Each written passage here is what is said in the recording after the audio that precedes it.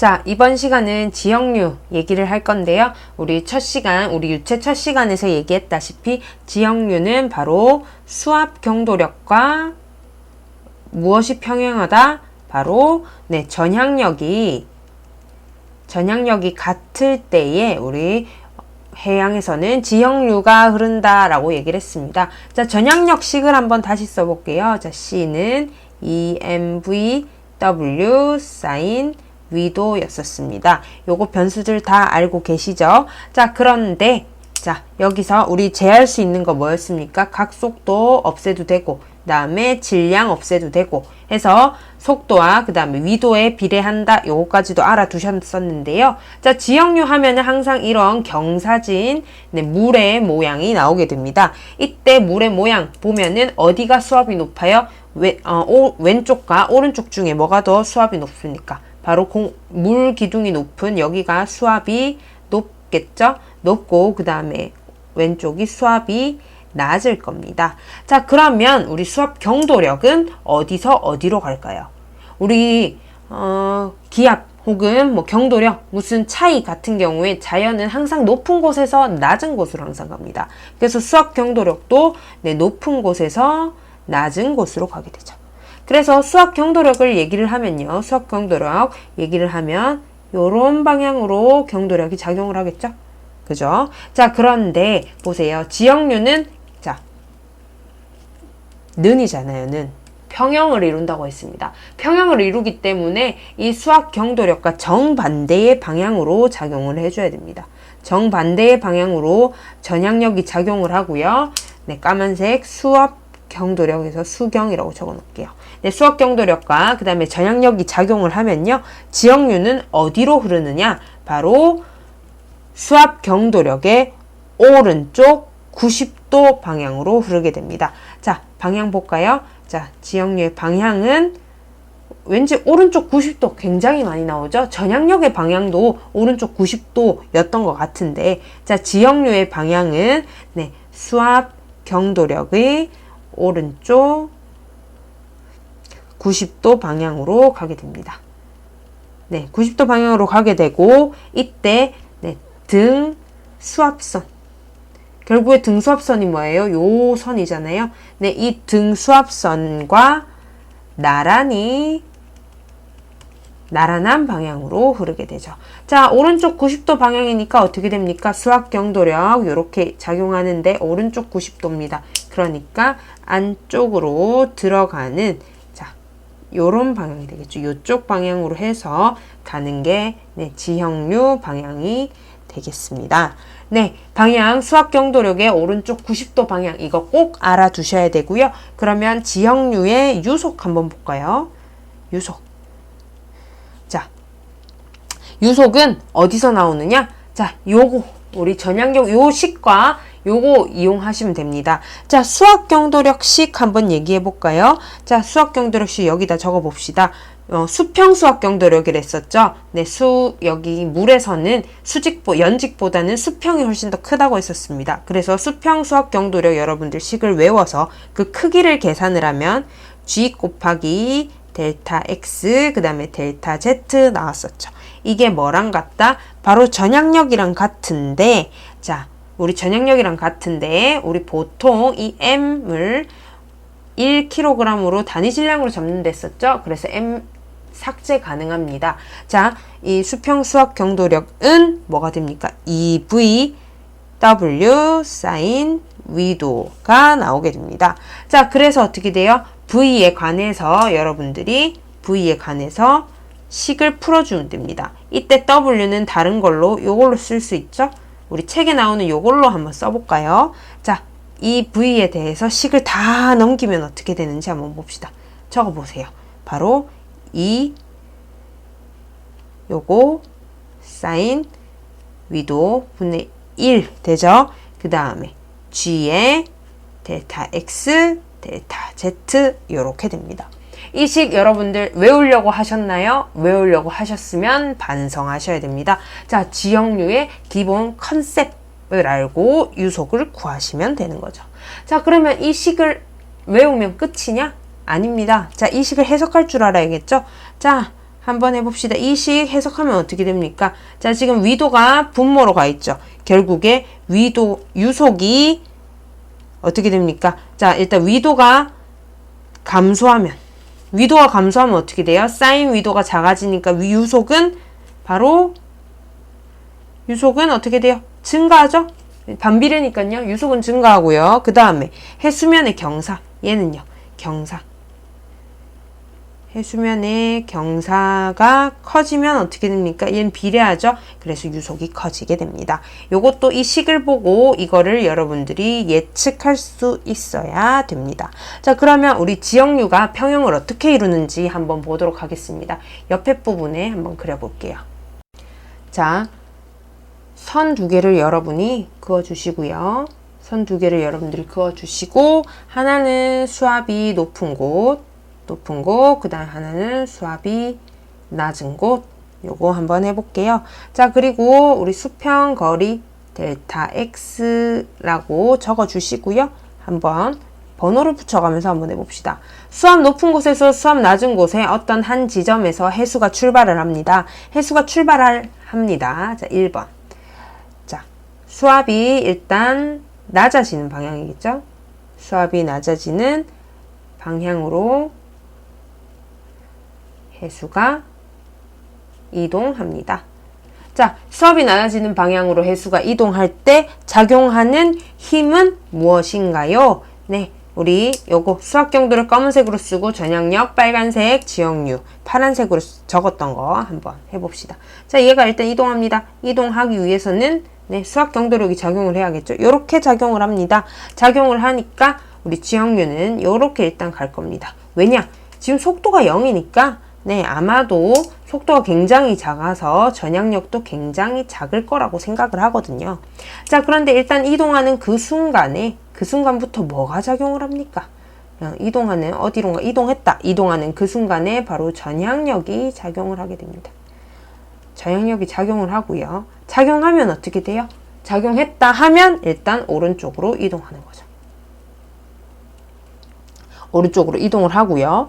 자, 오른쪽으로 이동을 하면 어떻게 돼요? 일단은 앞으로 가면서 전향력 작용해서 살짝 옆으로 이동을 한 거니까 어떻게 됩니까? 살짝 옆으로 이동을 하니까 네, 플러스 델타 X는 어떻게 돼요? 델타 X가 감소하게 되죠?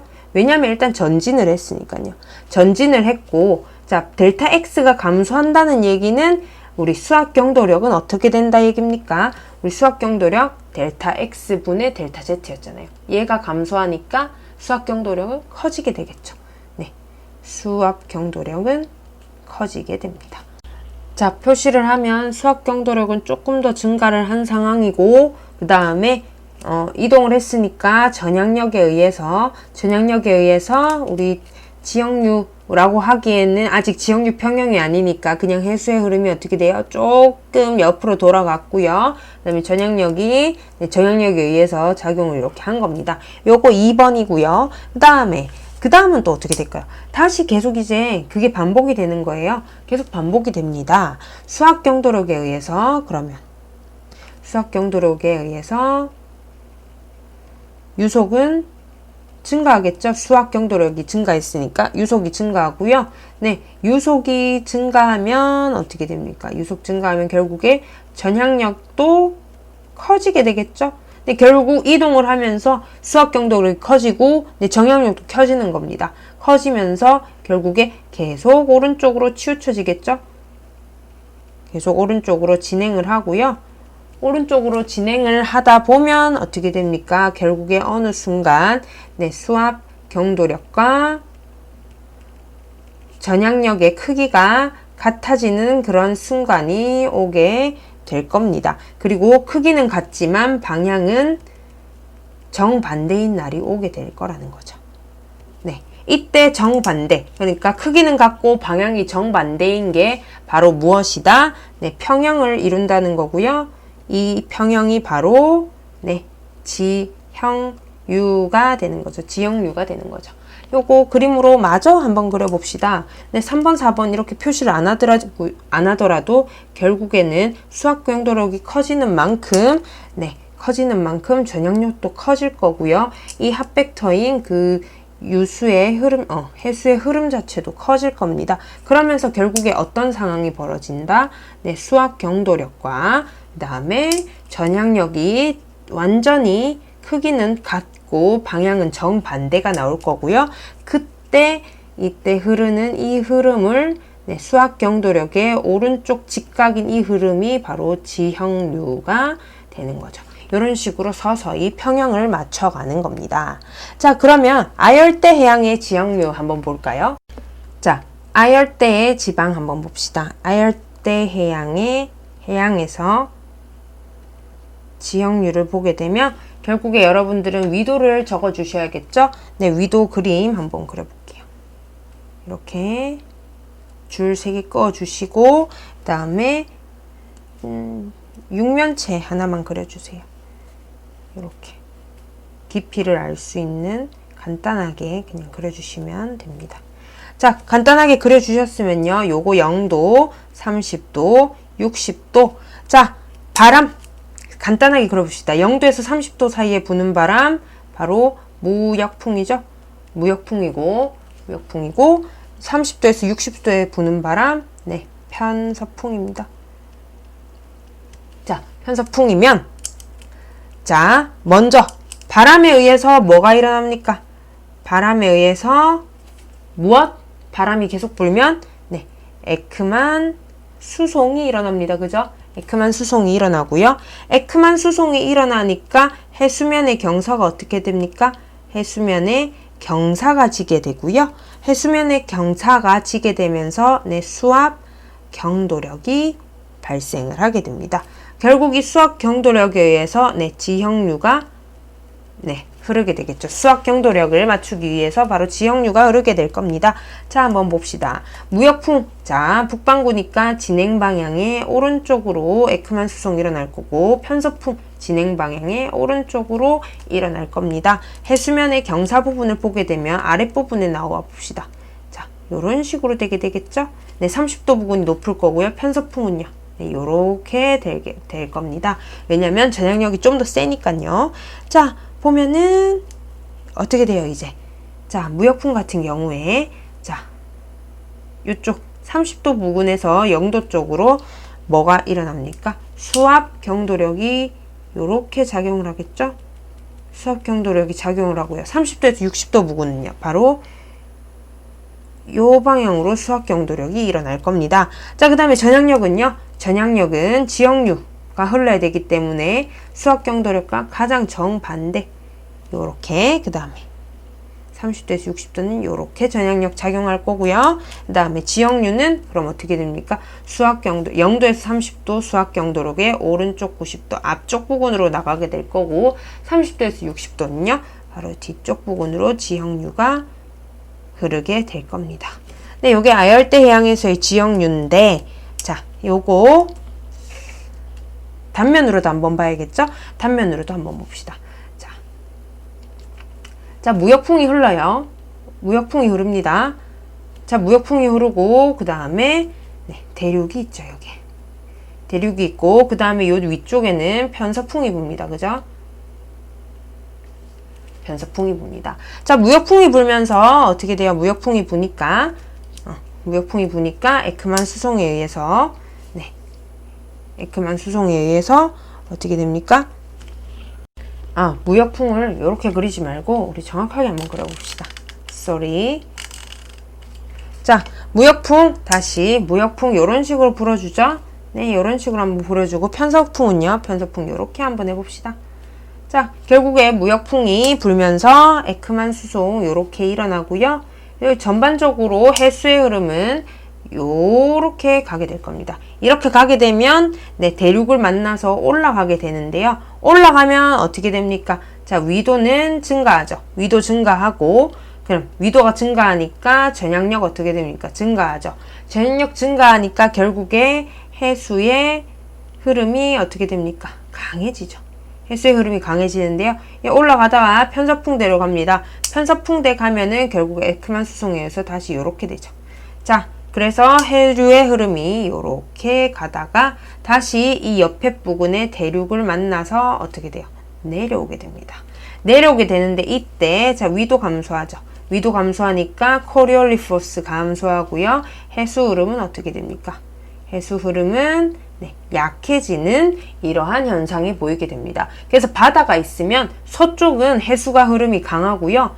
동쪽은 해수 흐름이 약한데, 자, 이거를 체계적으로 나타낸 게 스토멜의 서한 강화 현상이라는 얘기가 있는데요. 자, 보면 요거를 이제 전향력을 고려해서 코리올리포스를 고려를 해가지고 그린 게 있어요. 보면은 우리 요 그림이 요런 식으로 나오게 됩니다. 요런 식으로 요렇게 나오게 되는데, 이때 이 선이 바로 뭐냐면은 유속이에요. 유속.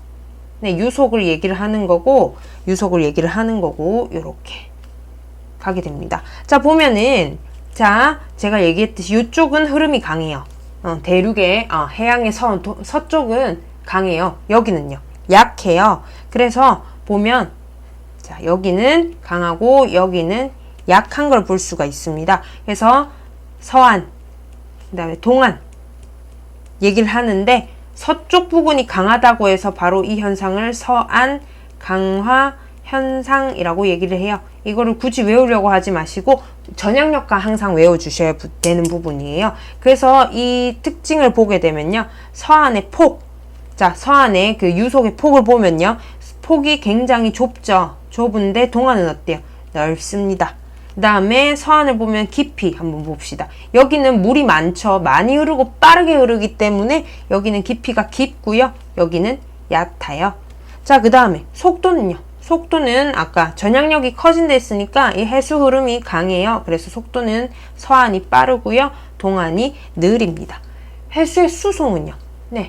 해수의 수송은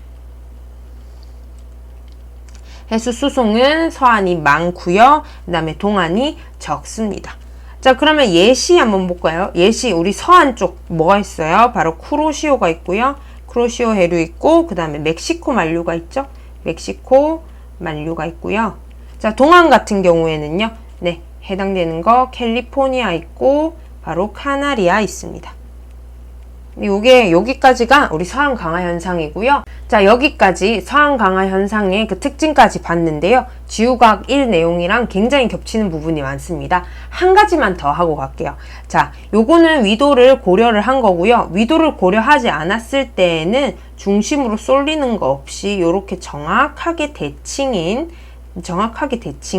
그러한 형태를 여러분들이 만날 수가 있습니다. 이거는 위도 고려를 안 했을 때의 그 순환의 모습이 되는 거죠.